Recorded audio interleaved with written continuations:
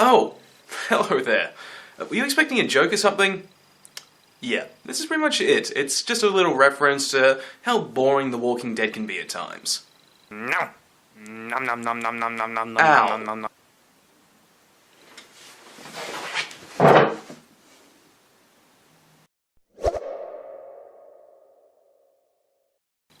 Okay, this movie, I'm not gonna lie, I saw it at the Australian cinema section of a JB Hi-Fi and thought, why not? And as I said in the Sinister review, okay, Sinister's definitely, or should I say Plague's definitely not better than this. I mean, not better than Sinister, but, okay, Plague is not that great, really. One of the things that really drew me towards it was a description on the DVD case that said, Australia does Walking Dead. And that is what it feels like, the Australian Walking Dead. But does that mean it's as good as Walking Dead? And this is coming from somebody who's not a particular Walking Dead fan, and the answer is no, not really. Plague is set just after the events of a zombie apocalypse that's ravaged Australia and presumably the world. It focuses on this woman who's part of a group of survivors holding out in a shed in a plot of land out in the bush.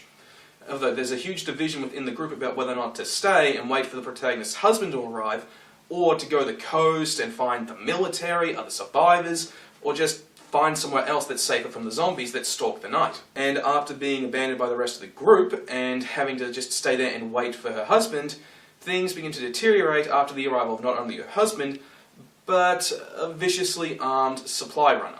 Now, again, this movie is basically Australian Walking Dead. The focus isn't so much on the zombie apocalypse as it is on the drama within the setting. Now, that in and of itself is pretty damn admirable, and the actors are actually pretty nice, but the big problem this movie has is we have no emotional connection with the characters. Now, as I said before at the beginning of this review, I'm not a Walking Dead fan. I've seen a good number of episodes though, I can safely say this. There's a reason why we care about Rick Grimes. There's a reason we care about Norman Reedus' character. I can't remember if it's Daryl or Beryl. I keep screwing up the names of the brothers. Or any of the other characters within the group. Why?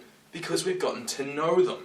I mean, with Rick, we actually learn about the apocalypse through him because he's an outsider.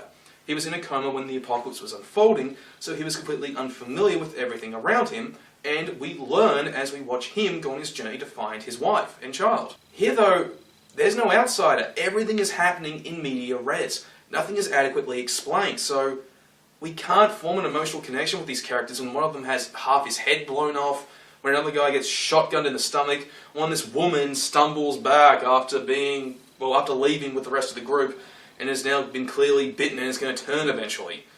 We just can't feel for these characters because, well, we haven't gotten to know them and we really know jack shit about them except for what we learn as the characters talk. But a particular highlight was the makeup effects. I mean, I don't know who the makeup artists were for this movie, but my god, they are absolutely fucking talented. Like, I sincerely hope that they get more work after this movie.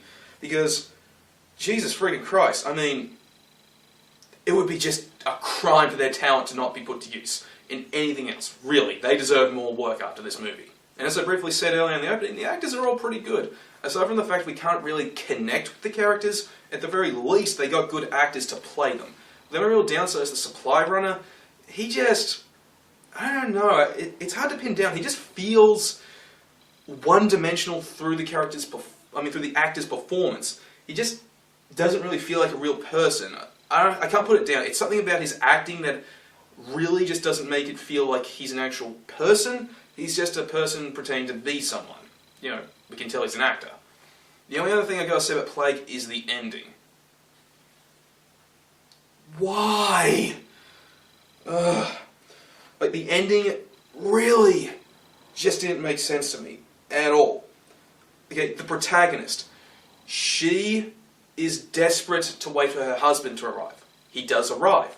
Okay, she sleeps with the supplier to make sure that he gets asthma medication for him.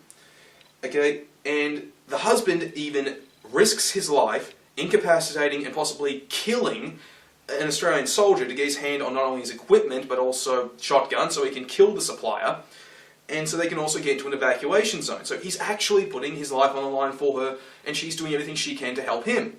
So the ending makes absolutely no sense when, okay, their car is out of fuel, she's wounded, he's fine, and he has no choice but to leave her to be eaten by a horde of zombies because she's not going to make it, he can keep moving, and he leaves her with a gun so she can defend herself, or at the very least take her own life before the zombies get to her. But what happens? She shoots him in the leg, with it being revealed she can actually walk just fine. She was just feigning being unable to move, despite, having a pretty severe wound in the shoulder from a gunshot.